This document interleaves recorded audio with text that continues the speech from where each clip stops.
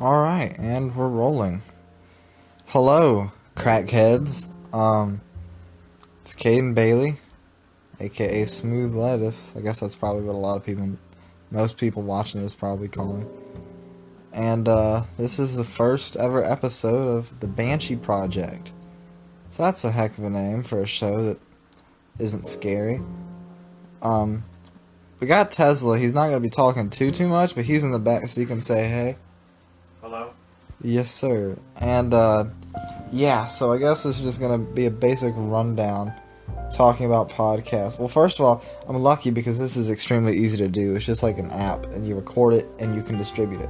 And you can do that on your computer or with an app. So that's pretty flippin' cool.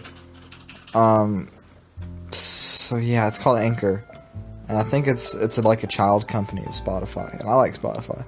I didn't know that Spotify was even that huge into the podcasting biz, but I don't know. I wonder what Joe Rogan uses to put his stuff out. I wonder if he uses Anchor too. I mean, probably not. YouTube.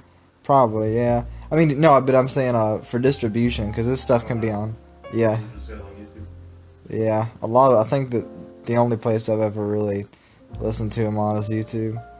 I want to do YouTube, but I don't. I'm using my phone to record this, so obviously I couldn't use it to take the video as well, but we'll figure that out sometime, I reckon.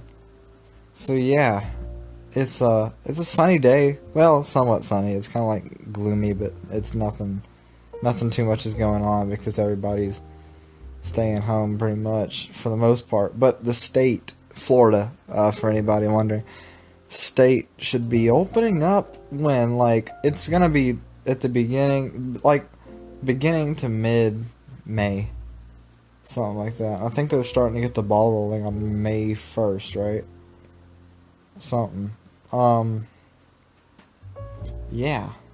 So that should be good. The beaches are opening up Friday, right?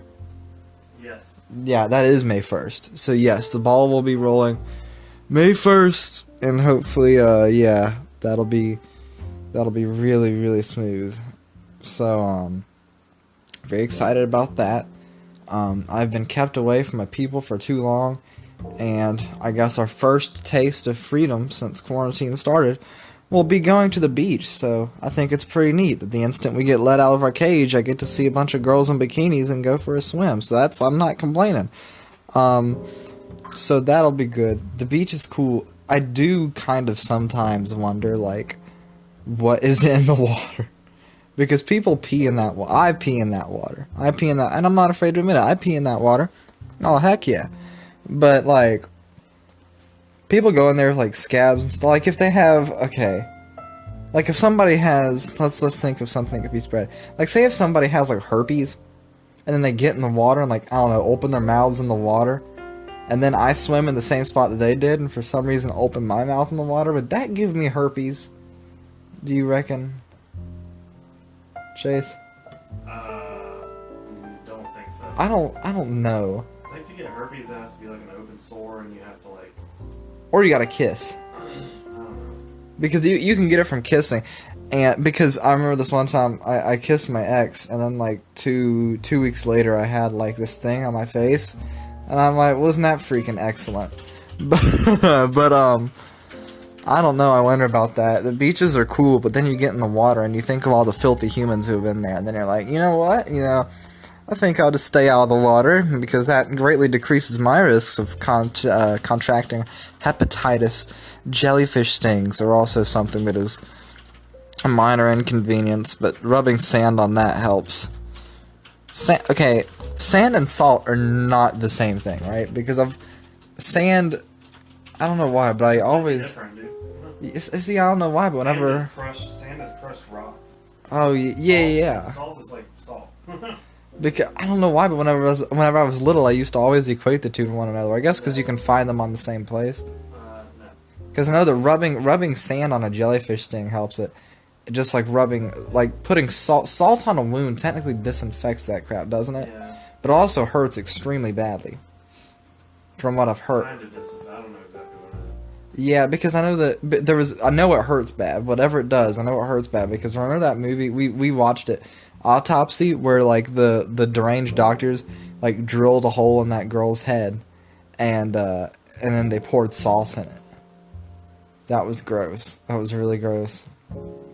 People were weird. Whenever they make movies, it's like I wonder what the thought. Like anybody can come up with messed up stuff, but I feel like it takes like a special type of gene to just put that crap on the big screen. Whenever people are making Autopsy, or whoever came up with the ideas for like The Exorcist or I Spit on Your Grave, or you know, some of the scenes from Evil Dead, like I wonder what the thought process was. Like, yeah, let's just chop people into pieces, you know, and freaking hold their eyes open from their eyelids with a fish hook. That's I Spit on Your Grave, by the way. That's the scene from that.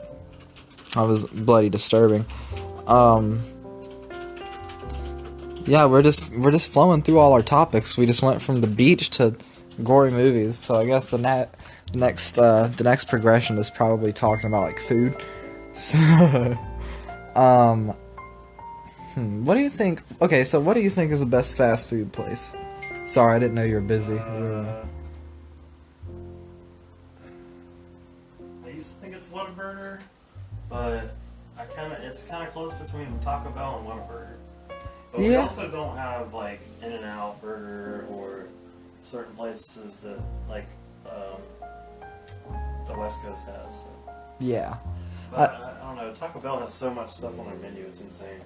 Yeah, and it's all cheap. And it's all cheap as crap. Right. You can never. Whataburger is expensive. If you want a good burger, I go to Whataburger. Yeah, if you because Whataburger I think does have pretty much the best in class as far as the sandwiches. Yeah, the sandwiches they offer, especially Chase, since you work there, then that's actually the best for you. I actually don't like it as much as I used to because I work there now. So. Well, yeah, because you have to be surrounded by it. Yeah, I actually really like Chick-fil-A. Oh, I forgot about Chick-fil-A, but they just don't have enough selection. It's just like, oh, chicken sandwiches, that's it.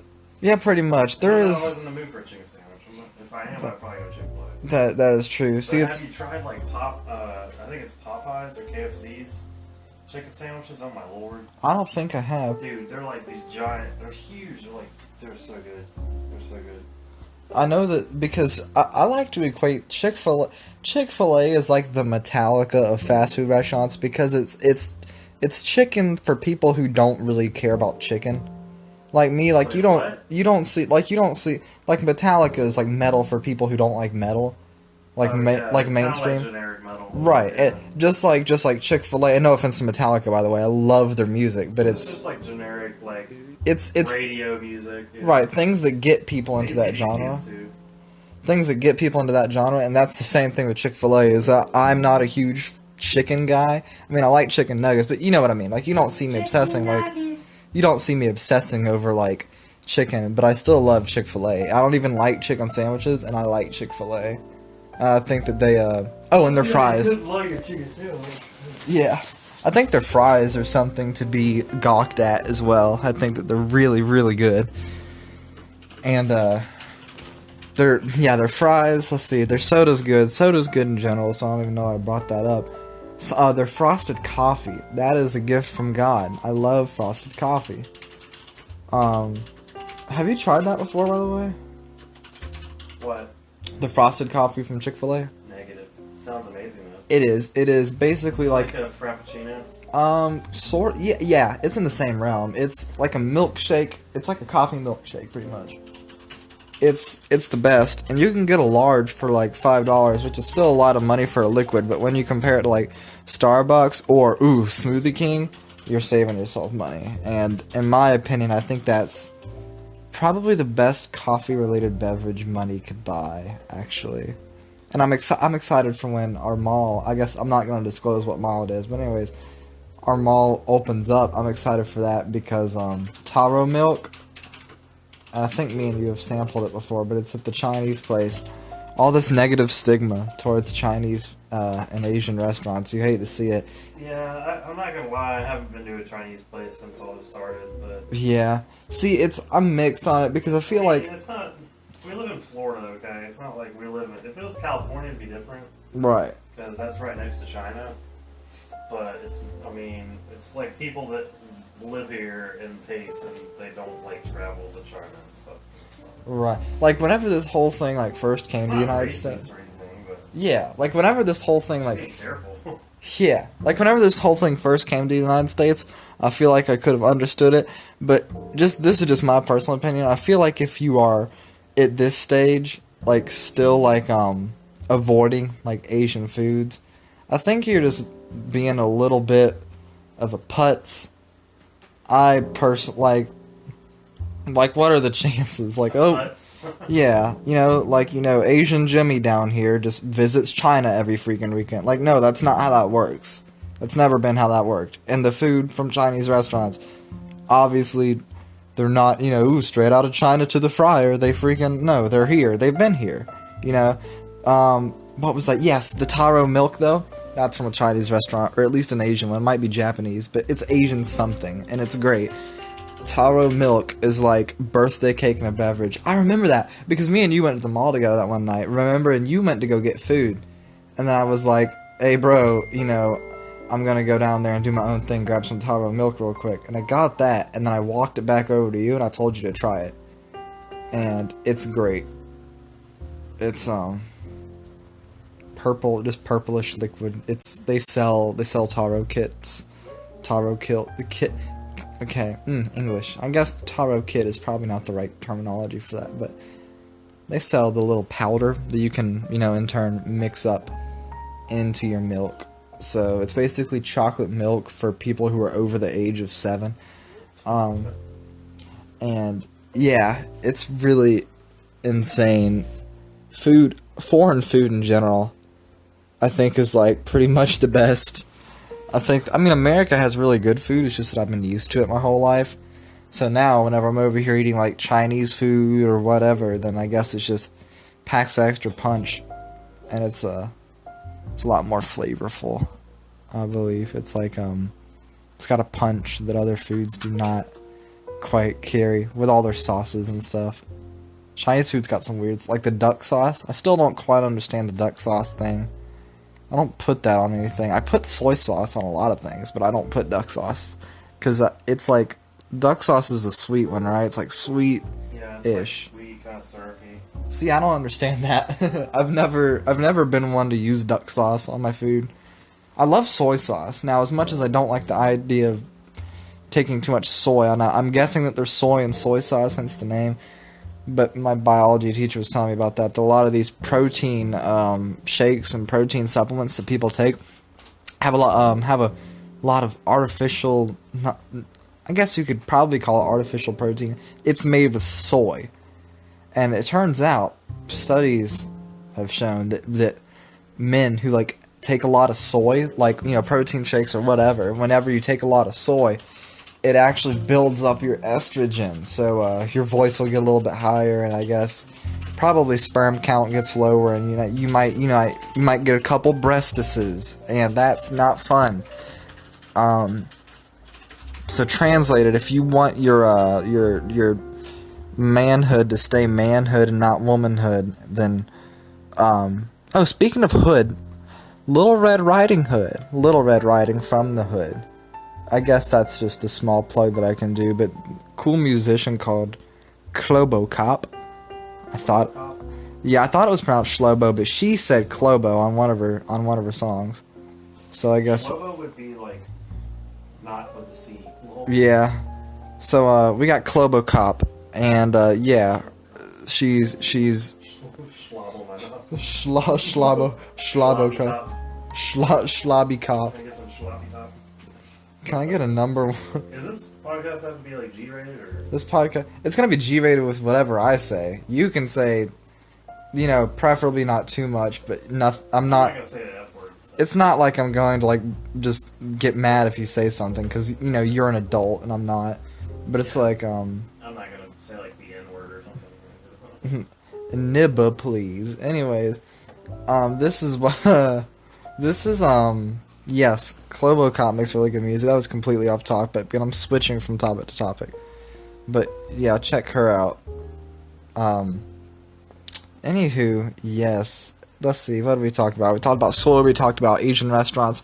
Let's talk about Asian people, shall we? We'll switch it from food to culture, which I guess is a part of their culture. But anywho, why are Japanese women so dang attractive? I forgot. You got a girlfriend, so now if she watches this podcast, she's gonna be like, "Did you just call another female attractive?" Yeah, don't put that on me. Yeah, and then she's gonna like set you on fire. So I'll switch this to just my talking point. Is Japanese women, they really out here. There's some Russian women that are pretty good looking too. Russian women are freaking gorgeous. Yeah. Like I think there's this. Isn't there like a political? Okay, hold on. If I'm stupid, correct me. Isn't Melania Trump Russian, or am I stupid? No, she's like Estonian, I think. Okay, so it's like a Russian satellite state. You're a Russian satellite state. Melania Trump, she's pretty. She's a good-looking individual, and she's got swagger, dude. Like she dresses like really cool. Donald Trump dresses really cool. I've only seen him in a t-shirt like a couple times, which I think is partially neat, partially like I think that it'd be kind of cool if he just like showed up to an interview with just like a t-shirt on. It's like, hey everybody, how's it going? Because the dude's like 70 something, so it's like I don't know. I don't want him to feel pressure to dress nice like all the time. Like if I was president, I'd probably show up in like a t-shirt and shorts and just get done with what I need to say. Like, hey everybody, things are going good. Abortion is murder, taxation is theft, every gun law is infringement. I love you guys, God bless, have a good one. Boom, that's my speech, just made it. No tux needed. We really do be out here. I think, speaking of not foreign food, but just food in general, I think Donald Trump has stated on, I think, more than one occasion that his favorite food was a Big Mac from McDonald's with a Diet Coke, and I can... Yeah. See, I feel like I'm sure that he's eaten better food than a Big Mac, right? Like he's exactly. Apparently he eats well-done steak with ketchup, which is ridiculous. I don't quite understand that. Yeah, no, I don't. Some people like well-done steak. I think medium rare is the only way to eat it. It is like, and at first I think I was like thinking the same thing, like, I don't want blood in my steak or whatever, but like you eat it and you're like, this is the way that it was meant to be. Medium, and oh my gosh, dude, we need to do a little bit of red in the middle. Yeah. We need to get steak one day, not like Outback Steakhouse, but like make our own. That's what we can do one day. Is like next time I get paid, that's what we could do. Is I could like buy a steak. And we could grill it, and then we can just chill and eat steak and be manly. And that would be absolutely amazing. Yeah. The Banshee Project, isn't that a heck of a? We were talking on Discord last night, and I said that we should have named it something else. Can they hear me on there? They can. I mean, it might be a little bit fainter because the mic's right here. But yeah. Didn't you say that we should... You said something like the Banshee Bros or something like that. No. Or like... I don't know. This name for this podcast is like dark-ish. But it sounds freaking sick, even though there's no talk about Banshees. But Banshees, I guess... My ideology... My cousin gave me a couple ideas for what this could mean. As far as the meaning of the name. Because I tend to figure out the meaning of a name after I make the name. Just to, like, connect it with something. Banshees, there's 3 different versions of the story for them, so I'm just going to say all 3. So Banshees, they're women who scream, and then sometimes they have a freakishly dislocated jaw that looks scary, but basically, they're frail women who, I guess, kind of chill out in the woods a lot of times, and they'll scream bloody murder, and they'll either be predicting somebody's death, mourning somebody's death, or is about to kill someone. And I think that's, it's cringy. What I'm about to say is cringy, but it's accurate. Is like, I guess the Banshee Project can be like, kind of like an Easter egg type of meaning for like, screaming, or like screaming and, like predicting / mourning the death of free speech if people keep on self-censoring.